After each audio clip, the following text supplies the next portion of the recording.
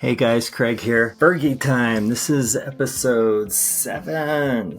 7's my lucky number, so this should be a great episode. Hopefully you guys like it. I am chatting with Eric and Britany from Skidrow Offroad, and we're going to chat about how skid plates get made, why they started the company the way they did, and does Skidrow have anything to do with Sebastian Bach from Skidrow? He's got some funny insights on that. So anyways, check it out. Hope you like it. Like, subscribe, all that good stuff.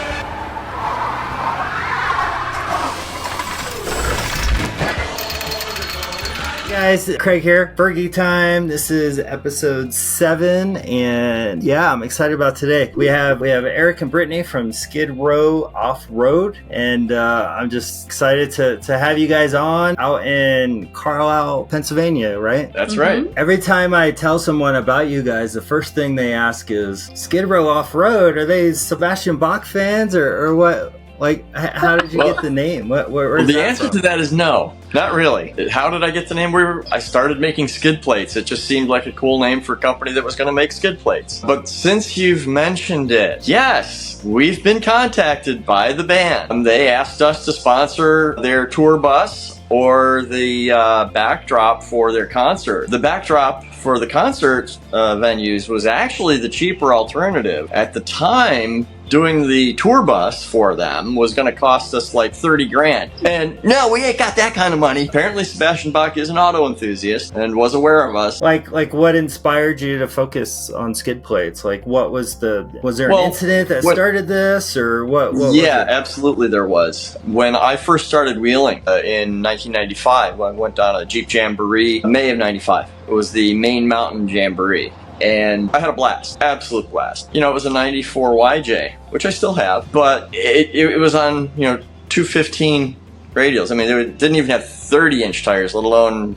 hell, we've got a set of, what are those, 37s? Yeah, we have 37s right in front of us right now that are getting mounted on beadlock. That stuff didn't exist. And I ended up getting stuck in a muddy section of trail that was also very rocky, and I had to get pulled through it, I should say. And I ended up with a dent in the oil pan right near the drain plug that could have been bad. And the crossover pipe on my exhaust system actually got all but closed off. It got hit so hard. Rather than get upset about it and decide, I'm never doing this again, I said, well, I'd love to keep doing this, but I don't want this to happen again, so I need to do something to prevent it. So I made a skid plate for my YJ, and I kept getting asked for it. So then I started making skid plates for TJs and YJs and et cetera, and it just kept going from there. So this was mid-90s? Yeah, I started the company in 99. Was there any options? No. So, but that's the thing, is there really wasn't anything available at the time. So I couldn't just go and buy an engine trans skid plate from anyone because they didn't exist. I had an engineering job that I was doing, and it wasn't a horrible job by any stretch, but I was getting tired of it. What kind of vehicles do you make the skid plates for? For a variety of Jeeps.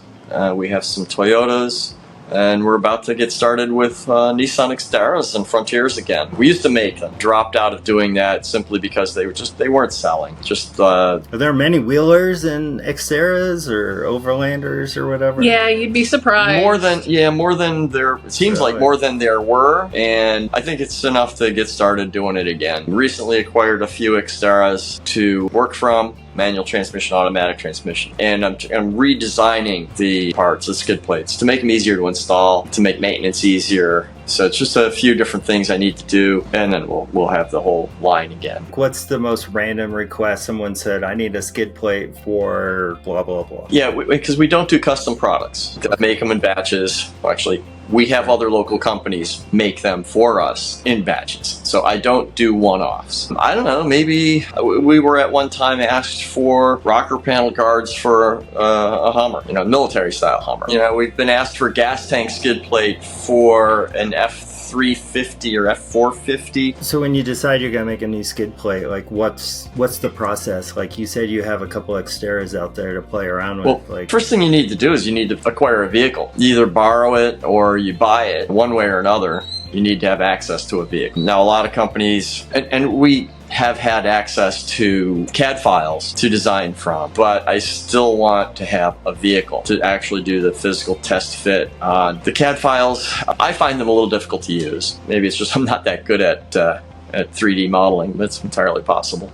But I like having a vehicle. I was going to say, is it like 3D printing almost? No, not at all like 3D printing. But you design parts in three dimensions. I used to design, when I started doing this 25 years ago, everything was in 2 dimensions. We didn't have 3D software. That was that was high-end stuff. So I was using 2D software, and that gets a little bit involved as far as drawing the whole thing with your bend allowances and all that stuff. So yeah, anyway, so to fully answer your question, the first step is to find a vehicle you can work from.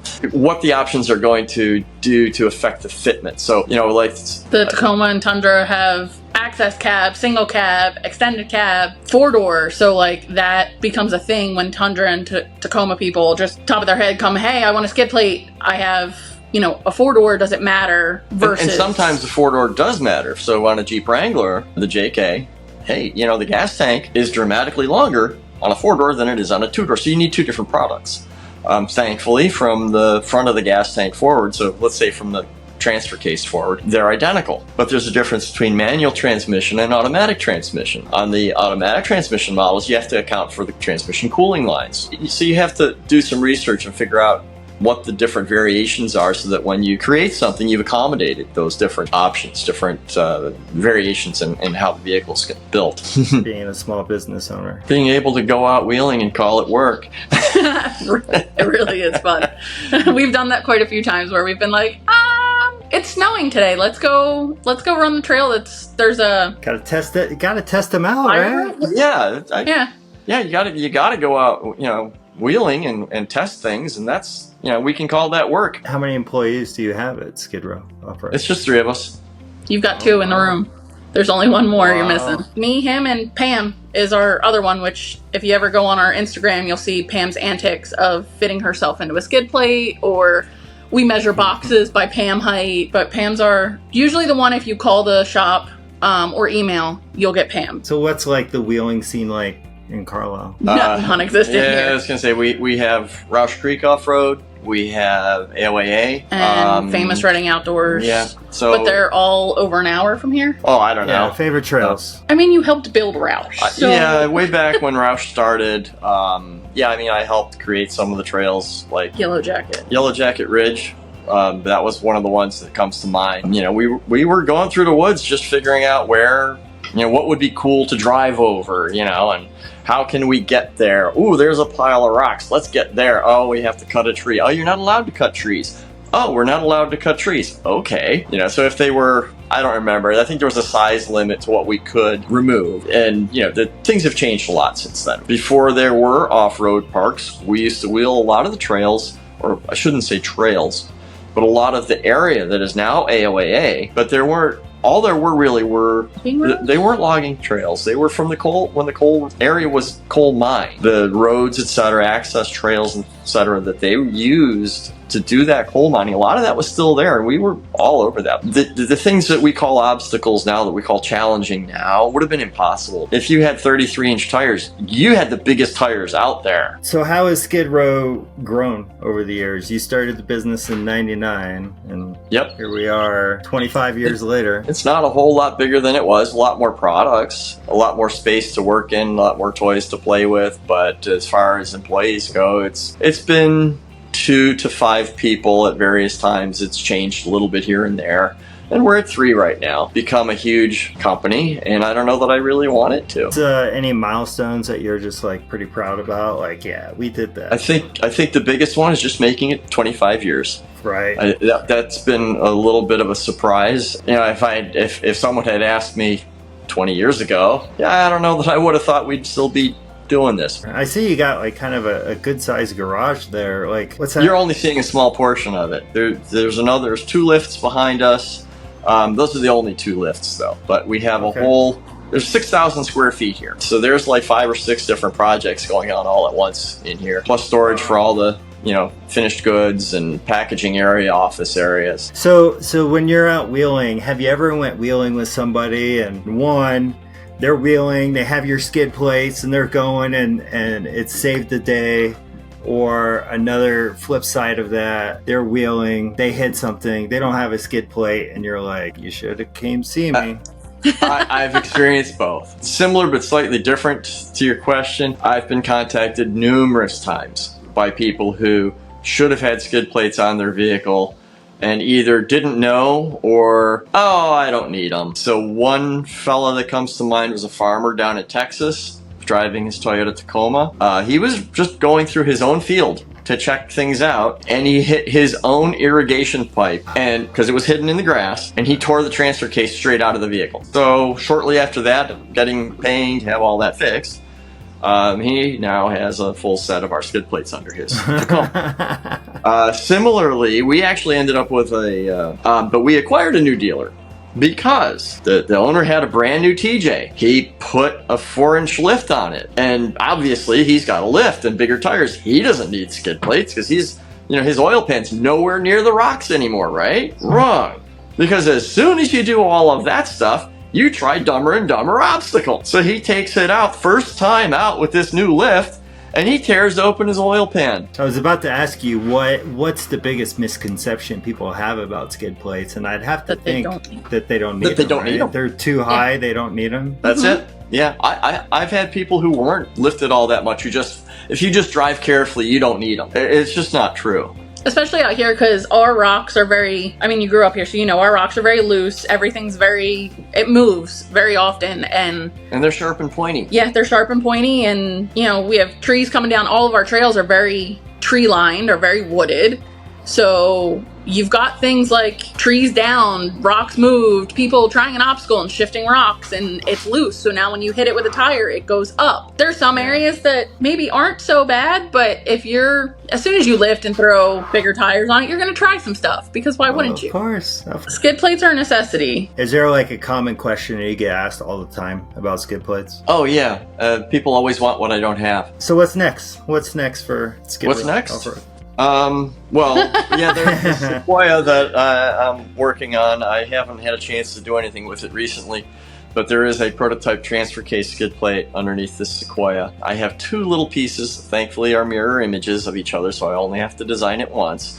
But there are 2 little pieces that I need to make that will stiffen the whole structure, and then that'll be into production. And then after that is what I had mentioned earlier, was the redesign of all the first generation Nissan Xterra skid plates. And I might actually go so far as to create a front bumper for it, because I am going to need a front bumper that I have is rotted out. The Nissan Xterra is what's next. Skid plates are steel, right? Yes. Have you looked into aluminum? Yes and no. Historically, talking with other companies that made them, now this is not recent, this is going back probably 20 years. When the other companies were making aluminum skid plates, they only did it for a short time and then stopped, because the aluminum doesn't hold up, and they would get constant complaints about the aluminum skid plates they were making. Early on, I didn't want to go there. Now, the market has changed a bit, and there's a lot of folks who are doing overlanding who don't really need the type of skid plates that we make. Would I suggest aluminum skid plates for a JK? Absolutely not. Because those folks, for the most part, and I'll admit, yes, there are exceptions, I know that, but for the most part, those folks are wheeling them on trails similar to what we do here, and the aluminum does not hold up. We've had vehicles in here with aluminum skid plates that weren't all that old, and they were destroyed. Our skid plates hold up a lot. Steel skid plates, it doesn't have to be ours. Steel skid plate hold up a lot better than the aluminum does. Fun part, I got some rapid fire questions for you. Favorite season? Fall. Spring, summer. I like it warm. She doesn't like it warm as much. I don't like the heat. I don't like the humidity of Pennsylvania. A word that you hate hearing? First thing that comes to mind is moist. But it doesn't bother me so much. It's just one of those words that you hear and you're just like, why would you say that word? I can't say that I have a word I hate hearing. Last vacation spot? Florida. Yeah, South Florida. I used to live down there. Actually, it was Florida. My parents moved to Florida in 2020, and we went and visited them. That was the last vacation spot. If you had to change your first name, what would you change it to? I always wanted to be a Stacy growing up. I can't say that I can't say that has ever crossed my mind. I hated my name growing up because it was so common. I was born in the era of Jennifer, Britany, Jessica. So, like, there was like 6 girls in the class that were all named Britany. So I hated being one of many. What is your best non-cuss word, one-word insult? Twat waffle. But twat waffle. I can't say that. Boy, that's throwing me off. I probably like, do I say wasn't something, ready but for I can't these think kind of of questions. What's been your favorite age so far? Probably, it's a little weird and it's a long time ago, but probably like 25 when I graduated from college. 25 would have been when I got my bachelor's, because it kind of was like, now I can join the real world sort of a thing. It was like I finally had a job that paid reasonably well, and et cetera, et cetera. Honestly, probably about now. I mean, I'm 36 now, and once I've gotten into my 30s, it's really been just a lot more comfortable in life, a lot more comfortable with myself. I mean, I've been married since I was 23, so like settled into our marriage, into our life, into our job. Like, If you were to write a book, what would it be about? Well, I've started a book on how to find a good quality Jeep to buy, used Jeep to buy. I started that. So I guess that would be the correct answer, but I've thought about science fiction, but I haven't really done anything with that. probably some kind of fiction. I don't know that I'd go sci-fi, but some kind of fiction. Maybe like a historical fiction. I like the Elizabethan, Henry VIII era. If your life had a theme song, what song would it be? I don't know, let's go with Sunshine by Jonathan Edwards. How do they get a hold of you guys? Well, they usually find us on our website, skidrowoffroad.com. There's a contact us page. They can go there, get our email. They can get our email through a variety of sources. I mean, we're on Instagram, we're on Facebook, we're starting a YouTube channel. We have a TikTok.